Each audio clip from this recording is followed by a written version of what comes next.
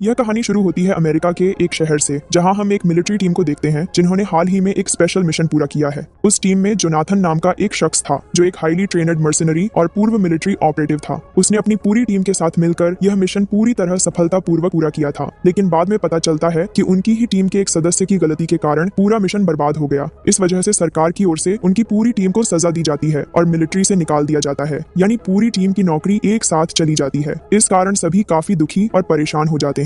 अब जोनाथन समेत किसी के पास कोई नौकरी नहीं थी। कुछ ही दिनों में सभी अपनी अपनी जिंदगी में व्यस्त हो जाते हैं और जोनाथन भी अपने कैंप से अपने घर लौटने का फैसला करता है। अब कहानी मियामी शहर की ओर मुड़ती है, जो बहुत ही व्यस्त शहर है। यहाँ एक हाई स्कूल है जहाँ के सभी स्टूडेंट्स अपने अपने काम में व्यस्त थे, लेकिन ये कोई सामान्य हाई स्कूल नहीं था। इस स्कूल के सभी छात्र बहुत बदमाश किस्म के थे। वे खुद को गैंगस्टर समझते थे और पूरे स्कूल में अपना राज चलाते थे। नए स्टूडेंट आते ही उन्हें परेशान करते, यहाँ तक कि टीचर्स को भी नहीं छोड़ते। इस वजह से कोई भी टीचर यहाँ ज्यादा दिनों तक टिक नहीं पाता था। इसी स्कूल में हमें जेन नाम की एक टीचर दिखती है जो बहुत पैशनेट और केयरिंग थी। बचपन से उसका सपना था कि वह एक टीचर बने, लेकिन इस स्कूल में नौकरी मिलने के बाद उसका सपना जैसे एक दुस्वप्न में बदल गया था। छात्रों की बदतमीजी से वह बेहद परेशान थी। आज जब वह क्लास लेने आई तो अचानक सभी स्टूडेंट्स बाहर निकल आए क्योंकि बाहर कोई फाइट चल रही थी। जेन उन्हें शांत करने की कोशिश करती है, लेकिन स्थिति और बिगड़ जाती है। स्कूल के कैंपस में एक बहुत बड़ी लड़ाई शुरू हो जाती है। ऐसा लग रहा था जैसे छात्रों ने प्लान बनाकर किसी स्टूडेंट को पीटना शुरू कर दिया हो। जेन उन्हें रोक नहीं पाती, लेकिन तभी शारमन नामक एक टीचर वहां आता है और बड़ी मुश्किल से उस लड़ाई को रोकता है और उस स्टूडेंट को बचाता है। हालांकि वह स्टूडेंट शारमन की मदद के बावजूद अभद्रता से पेश आता है और कहता है कि उसे किसी की मदद की जरूरत नहीं, यानी इस स्कूल में किसी भी छात्र में सभ्यता नाम की चीज नहीं थी।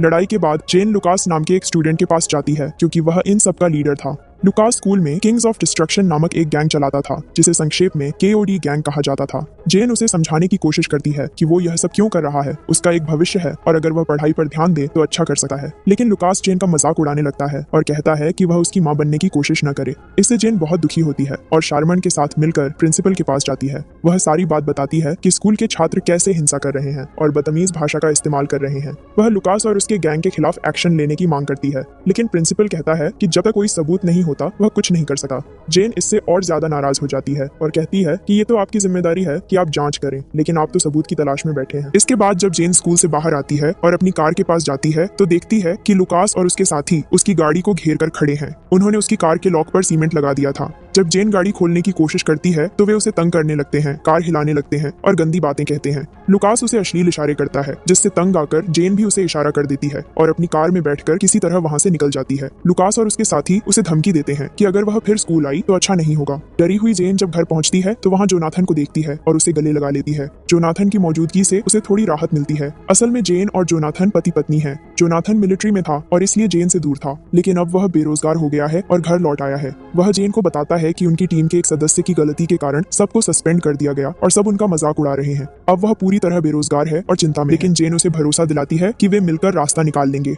रात में जोनाथन को उसका पुराना दोस्त एक वॉइसमेल भेजता है। वो भी कभी उसकी टीम का हिस्सा था। वह जोनाथन को एक जॉब ऑफर करता है और मिलने के लिए एक क्लब बुलाता है। क्लब में जोनाथन के और भी दोस्त होते हैं। उनका कहना होता है कि अगर वह ये काम कर ले तो पैसे की कोई कमी नहीं होगी। वे उसे जॉन नाम के एक क्लाइंट से मिलवाते हैं, लेकिन जोनाथन उसे पहचान लेता है। कभी उसने उसे ड्रग डीलिंग करते पकड़ा था। जब जॉन चला जाता है तो मैक्स नामक साथी उसे बताता है कि जॉन शहर का बड़ा बिजनेस डीलर है और उसके अंडर कई लोग करोड़पति बन चुके हैं। अब वह एक हाईली ट्रेन्ड मिलिट्री मैन की तलाश कर रहा है और इसलिए जोनाथन की याद आई, अगर जोनाथन उनके साथ काम करता है तो मिलिट्री से भी 10 गुना ज्यादा कमाएगा। बस उसे ड्रग्स से भरी गाड़ियों को एक जगह से दूसरी जगह डिलीवर करना होगा और पुलिस चेक पॉइंट से बचकर निकलना होगा। लेकिन जोनाथन उसे साफ मना कर देता है और कहता है कि वह कभी किसी गैर कानूनी काम में नहीं पड़ेगा। मैक्स कहता है कि उसे ड्रग्स नहीं उठाना होगा, बस शिपमेंट को प्रोटेक्ट करना होगा। अब उसके पास कोई नौकरी नहीं है तो ये उसका सौभाग्य है कि उसे काम मिल रहा है। लेकिन जोनाथन बहुत गुस्से में उसका कॉलर पकड़ लेता है और कहता है कि उसके पास भले नौकरी नहीं हो, लेकिन ईमानदारी और इंसानियत अभी बाकी है। अगले दिन सुबह जेन जॉगिंग करने बीच पर जाती है, लेकिन तभी एक ताकतवर आदमी एक भारी लकड़ी से उसके पैर पर हमला करता है।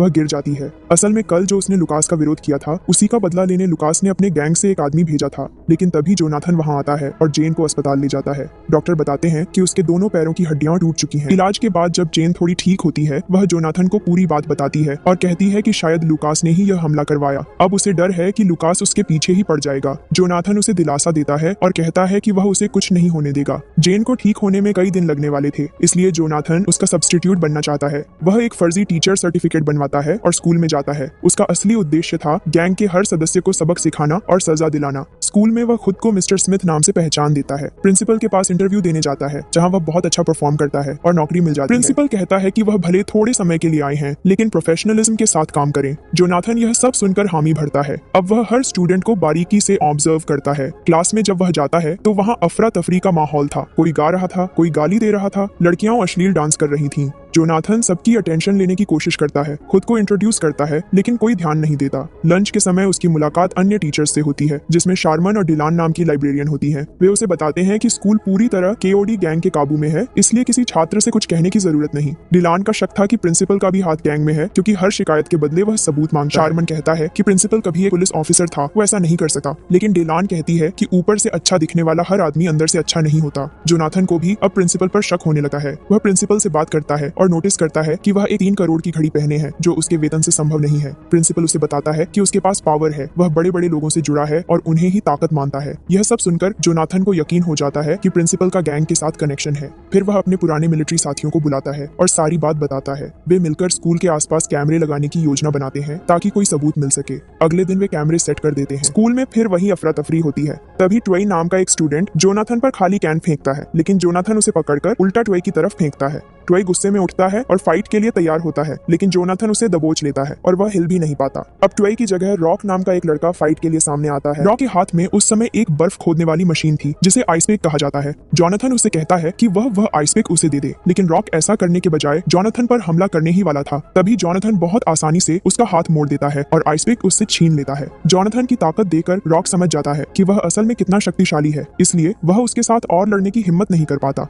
आज की इस घटना के बाद क्लास के लगभग सभी स्टूडेंट समझ जाते हैं कि जिसे वे एक कमजोर नया टीचर समझ रहे थे, वह असल में बिल्कुल विपरीत है। जोनाथन तब पूरे क्लास को धमकी देता है और कहता है, तुम लोगों ने पहले जिन टीचर्स के साथ जो चाहा वो किया, लेकिन खबरदार मेरे साथ ऐसा करने की कोशिश मत करना। मैं कितना खतरनाक हो सका हूँ ये तुम्हारे सोच से बाहर है, इसलिए कोई ऐसा बर्ताव मत करना जिससे मेरा असली रूप तुम्हारे सामने आ जाए। जोनाथन की ये बातें सुनकर पूरी क्लास एकदम शांत हो जाती है। आज पहली बार उसकी सिर्फ आंखों की नजर से ही सभी स्टूडेंट डर गए थे। जब पूरी क्लास पूरी तरह शांत हो जाती है, तब जोनाथन पढ़ाना शुरू करता है और यह पहली बार था जब क्लास के स्टूडेंट्स उसकी बात सुन रहे थे। हालांकि रॉक और ट्वेई चुपचाप प्रिंसिपल के पास चले जाते हैं जोनाथन के खिलाफ शिकायत करने। वे बताते हैं कि जोनाथन ने उन्हें मारा है। प्रिंसिपल जोनाथन से इस मामले पर बात करने ही वाला होता है, लेकिन जैसे ही वह क्लासरूम के सामने पहुंचता है, वह देखकर चौंक जाता है। जिस क्लास में हमेशा शोर शराबा और गालियों की आवाजें आती थीं, उस क्लास में आज एकदम सन्नाटा था। सभी छात्र शांत थे और ध्यान से जोनाथन की बात सुन रहे थे। वे पढ़ाई से जुड़े सवाल भी पूछ रहे थे। यह सब देखकर प्रिंसिपल को लगने लगा है कि शायद जोनाथन कोई प्रोफेशनल टीचर है। वह उसके सर्टिफिकेट्स चेक करता है और पाता है कि उसने हर्बर्ट यूनिवर्सिटी से पढ़ाई की है, जो कि कोई सामान्य बात नहीं है। अब प्रिंसिपल को डर लगने लगता है कि शायद जोनाथन उसके रास्ते की रुकावट बन जाएगा, क्योंकि जोनाथन स्कूल की हर चीज को बहुत सीरियसली लेने लगा था। इससे उसकी सारी सच्चाई सबके सामने आ सकती थी, और असली सच्चाई क्या थी वो हम आगे जानेंगे। उधर भले ही बाकी स्टूडेंट्स सुधर गए थे, लेकिन लुकास अब भी जोनाथन से नाराज था। वह उससे बदला लेना चाहता था और यह साबित करना चाहता था कि वह जोनाथन से भी ज्यादा ताकतवर है। इधर जोनाथन उस दिन के बाद से अपनी टीम द्वारा लगाए गए सीक्रेट कैमरों की फुटेज पर ध्यान देने लगता है।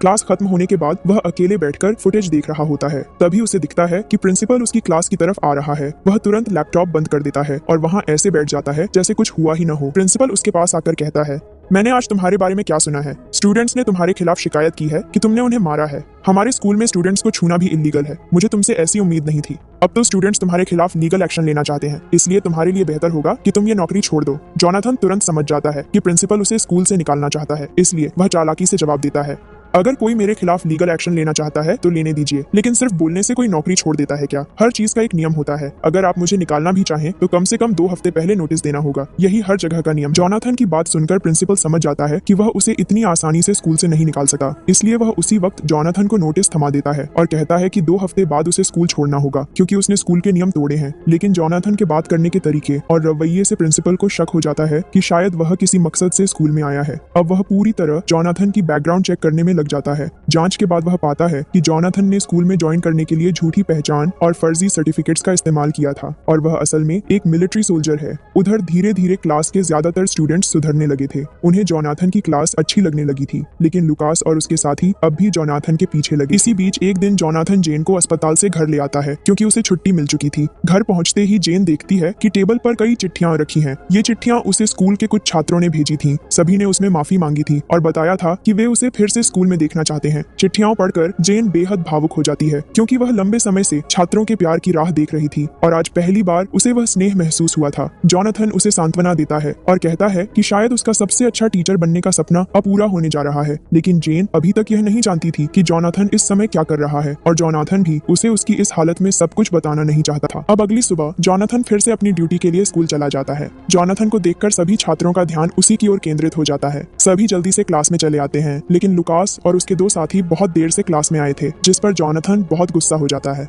वह उन्हें सजा के तौर पर बोर्ड पर 100 बार सॉरी लिखने को कहता है, लेकिन लुकास और उसकी टीम उसकी कोई बात नहीं सुनते और अपनी बेंच पर बैठ जाते हैं। इस पर जॉनथन लुकास पर बहुत नाराज होता है और कहता है कि अगर उसे फिर से बोर्ड पर सॉरी लिखने को कहा गया तो वह उसे अब हाथ से सिखाएगा कि सॉरी कैसे लिखते हैं। जॉनथन की बात सुनकर लुकास को याद आता है कि उसने पहले भी रॉक और एक अन्य छात्र को मारा था, इसलिए वह समझ जाता है कि जॉनथन से ज्यादा उलझना ठीक नहीं होगा। इसीलिए वह जॉनथन से कहता है कि वह केवल 10 बार सॉरी लिखेगा, लेकिन जॉनथन कहता है कि अगर वह 100 बार से कम लिखेगा तो उसे पता होना चाहिए कि उसका क्या अंजाम होगा। लुकास अंततः बोर्ड पर 100 बार सॉरी लिखने के लिए राजी हो जाता है, लेकिन वह क्लास में सभी के सामने जॉनथन को धमकी देता है कि वह उसे स्कूल के बाहर देखेगा। इसके बाद लुकास की सॉरी लिखने की सजा पूरी होती है और जॉनथन क्लास शुरू करता है, लेकिन जॉनथन कहता है कि आज वह क्लास शुरू करने से पहले सभी से बात करना चाहता है। वह एक एक करके सभी से उनके शौकों और भविष्य की योजनाओं के बारे में पूछता है, लेकिन किसी के भी भविष्य को लेकर कोई खास दिलचस्पी या चिंता नहीं होती। फिर जॉनथन उन्हें अपने कॉलेज जीवन की कहानी सुनाता है। वो बताता है कि उनके कॉलेज में एक बड़ा गैंग था जिसमें सभी लड़के और लड़कियां उनके जैसे स्मार्ट थे। पूरे कॉलेज पर उनका ही राज था, लेकिन एक दिन उस गैंग का एक सदस्य बड़ा अपराध कर बैठा, जिसके कारण पूरे गैंग को सजा भुगतनी पड़ी। छात्रों ने उत्सुकता से पूछा कि उसके बाद उनके साथ क्या हुआ। जॉनथन बताता है कि उन्हें कई साल जेल में बिताने पड़े और अब उनमें से कुछ फुटपाथ पर रह रहे हैं, जबकि वे अपने भविष्य को बेहतर बना सकते थे। वे पढ़ाई करके अपनी पहचान बना सकते थे।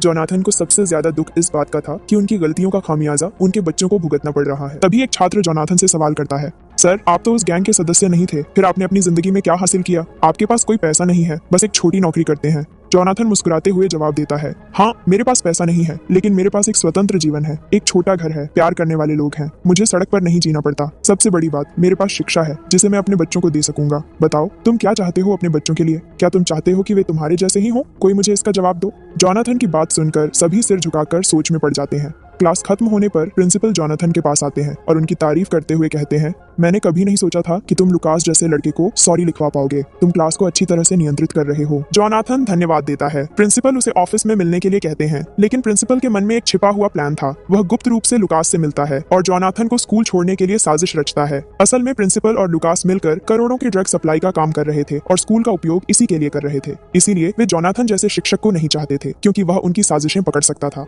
जॉनथन उनसे एक कदम आगे था। उसने अपने सीक्रेट कैमरे से प्रिंसिपल और लुकास को एक साथ देखा और समझ गया कि वे कुछ बड़ा प्लान कर रहे हैं। वह स्कूल की लाइब्रेरी में जाकर मीटिंग के लिए तैयार हो गया। वहीं लुकास और उसके कुछ साथी उसके पीछे पीछे बंदूक लेकर आते हैं और उसे गोली मार देते हैं। लुकास एक साथी को लाइब्रेरियन डिलान को मारने का आदेश देता है, क्योंकि वह सब कुछ देख चुकी थी। लेकिन जब वह डिलान को मारने जाता है, तभी जॉनथन वहां आकर उसे मार गिराता है। दरअसल जॉनथन ने अपनी सुरक्षा के लिए बुलेट प्रूफ जैकेट पहन रखी थी, इसलिए गोली लगने पर भी उसे कोई नुकसान नहीं हुआ। जॉनथन ने अपनी सैन्य ताकत का इस्तेमाल करते हुए सभी को हराकर लाइब्रेरी की खिड़की से नीचे फेंक दिया। लुकास जॉनथन की शक्ति देकर डरा हुआ था। तब जॉनथन की प्रिंसिपल से भेंट होती है। प्रिंसिपल जॉनथन को जीवित देकर हैरान होता है, लेकिन वह सामान्य रहने की कोशिश करता है। जॉनथन कहता है, आपने मुझे मीटिंग के लिए बुलाया था, लेकिन आप देर से आए, इसीलिए आज की मीटिंग कैंसिल। मैं आपको कल बुलाऊंगा। इसी बीच जेन को अस्पताल से छुट्टी मिलती है। शिक्षक शर्मन उसे मिलने आते हैं। जेन खुश होती है। वे स्कूल की बातें करते हैं। इस दौरान शर्मन एक तस्वीर देखता है जिसमें जेन जॉनथन के साथ है। शर्मन समझ जाता है कि जॉनथन कोई आम व्यक्ति नहीं, बल्कि जेन का पति है।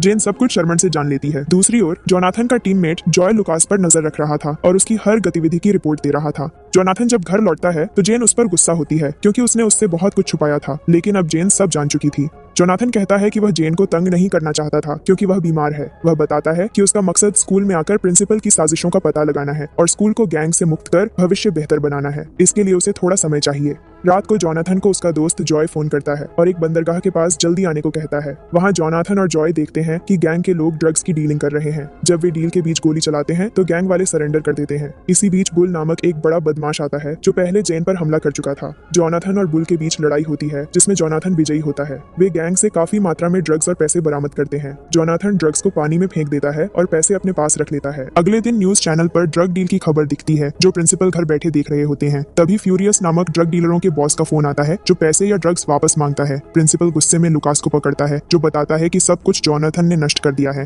तभी स्कूल के स्पीकर से जोनाथन की आवाज सुनाई देती है जो छात्रों को ऑडिटोरियम में बुलाकर बताता है कि एक विदेशी कंपनी ने स्कूल को बड़े दान की रकम दी है और वह इसे स्कूल के विकास में लगाना चाहता है। छात्र खुश होते हैं और अपने सुझाव देते हैं जैसे डांस क्लब, म्यूजिक क्लब, सुंदर कैंटीन आदि। जोनाथन उन्हें बताता है कि वह उनके अनुसार स्कूल को सजाएगा। वह म्यूजिक इंस्ट्रूमेंट्स लेकर आता है और कैंटीन से लेकर सभी जगह सुधार करता है जो उसने ड्रग डीलरों से मिले पैसे से किया था। प्रिंसिपल सब कुछ समझ जाते हैं और जोनाथन को खत्म करने का प्लान बनाते हैं। अगले दिन पेरेंट्स मीटिंग होती है, इसलिए शाम तक स्कूल में बच्चे होते हैं। उस दौरान एक छात्रा मीरा शर्मैन के पास आती है कि कुछ लड़के उसे परेशान कर रहे हैं। शर्मैन उसे थोड़ी देर के लिए रुकने को कहते हैं। जब वह उसे आगे ले जाता है तो देखता है कि स्कूल को लॉक कर दिया गया है। शर्मैन मीरा को बेसमेंट में छुपाता है और कहता है कि थोड़ी देर बाद वह वहां से भागकर जोनाथन को सब बताए। रात को जब जोनाथन घर लौट रहा होता है तो गैंग के कुछ सदस्य उसका पीछा करते हैं जिन्हें प्रिंसिपल ने भेजा था। वे उस पर गोली चलाते हैं जिससे जोनाथन का बड़ा एक्सीडेंट हो जाता है। अगली सुबह स्कूल के सभी छात्र उदास बैठे होते हैं, लेकिन कुछ देर बाद जोनाथन वापस आ जाता है। छात्र आश्चर्यचकित होकर उसे देखते हैं। एक छात्र जोनाथन से पूछता है कि सब लोग उसे ऐसे क्यों देख रहे हैं। छात्र बताता है कि प्रिंसिपल ने बताया था कि जोनाथन कार एक्सीडेंट में मर चुका है और शर्मैन की भी हत्या हो गई है। ये सुनकर जोनाथन को सब कुछ समझ में आ जाता है कि यह प्रिंसिपल की साजिश थी। जोनाथन तय करता है कि वह इस साजिश के मुख्य लीडर को किसी भी हालत में पकड़ लेगा ताकि शर्मैन जैसे मासूम लोग सुरक्षित रह सकें। वह अपने टीममेट मैक्स के पास जाता है जो उसे ड्रग डीलरों के बारे में बताता है। मैक्स बताता है कि इसका लीडर प्रिंसिपल है जो गैंग के जरिए अपना कारोबार चला रहा है। इस बीच मीरा जोनाथन को क्लासरूम में खोजती है और रॉक को बताती है कि उसके पास जोनाथन से जरूरी बात है। रॉक मीरा को लेकर जोनाथन के घर जाता है जहां लुकास और उसके साथी पहले ही जेन को बंदी बनाकर रखे हुए थे। वे रॉक और मीरा को भी पकड़ लेते हैं। लुकास जेन से कहता है कि जोनाथन को फोन पर बुलाओ। जब जेन जोनाथन को कॉल करती है तो वह समझ जाता है कि घर में खतरा है। वह एक गिफ्ट बॉक्स में जाल तैयार करता है और घर पहुंचते ही लुकास और उसकी टीम को फंसाकर मारना शुरू कर देता है। वह जेन, मीरा और रॉक को छुड़ा लेता है। जब लुकास जेन को मारने वाला होता है, रॉक उसे गोली मारकर बचाता है। वे किसी तरह बच निकलते हैं। मीरा जोनाथन को सब कुछ बताती है कि पिछले दिन शिक्षक शर्मैन के साथ क्या हुआ और उन्होंने बेसमेंट में क्या देखा था। सब कुछ जानने के बाद जोनाथन एक योजना बनाता है जो सफल होती दिखती है, लेकिन जेन उसके लिए चिंतित होती है। वह वादा करता है कि जल्दी सब कुछ ठीक कर देगा। रात को जोनाथन पूरी टीम के साथ स्कूल के बेसमेंट में ड्रग्स को बाहर निकालने जाता है। तभी बाहर कार की आवाज सुनकर वे देखते हैं कि प्रिंसिपल कई लोगों के साथ वहां पहुंच गया है। जोनाथन और प्रिंसिपल की बातचीत के बीच स्कूल में हथियार लेकर गैंग आ जाता है जिन्हें जोनाथन ने पहले सूचित किया था। वे उन पर गोली चलाने लगते हैं। जोनाथन और उसके साथी संख्या में कम थे, लेकिन वे सभी सैन्य जवान थे और बहुत कुशलता से गोलीबारी कर रहे थे। प्रिंसिपल की टीम बम भी फेंकती है जिससे बेसमेंट में रखे ड्रग्स बिखर जाते हैं। इस लड़ाई में जोनाथन के कई दोस्त मारे जाते हैं। एक दोस्त तो उसे बचाने की कोशिश में खुद गोली लगने से मर जाता है। प्रिंसिपल जोनाथन को मारने जा रहा होता है, लेकिन जोनाथन पहले ही उसे गोली मार देता है जिससे प्रिंसिपल वहीं मर जाता है। इस तरह उनकी लड़ाई खत्म हो जाती है। पूरी रात की लड़ाई के बाद जोनाथन बाहर आता है और देखता है कि उसका एक दोस्त इंतजार कर रहा है। वो पूछता है कि बाकी लोग कहाँ हैं, तो दोस्त बताता है कि वे सभी मर चुके हैं। जोनाथन को बहुत दुख होता है कि उसके लिए इतने दोस्त अपनी जान गंवा चुके हैं, लेकिन उसे खुशी भी होती है कि वह स्कूल को बचाने में सफल रहा। इस काम से स्कूल के कई छात्रों का भविष्य सुरक्षित हो जाएगा। जोनाथन कभी नहीं चाहता था कि स्कूल जैसे पवित्र स्थान को प्रिंसिपल जैसे गंदे लोग बर्बाद करें। इसी लक्ष्य को पूरा करते हुए कहानी यहीं समाप्त होती है। एक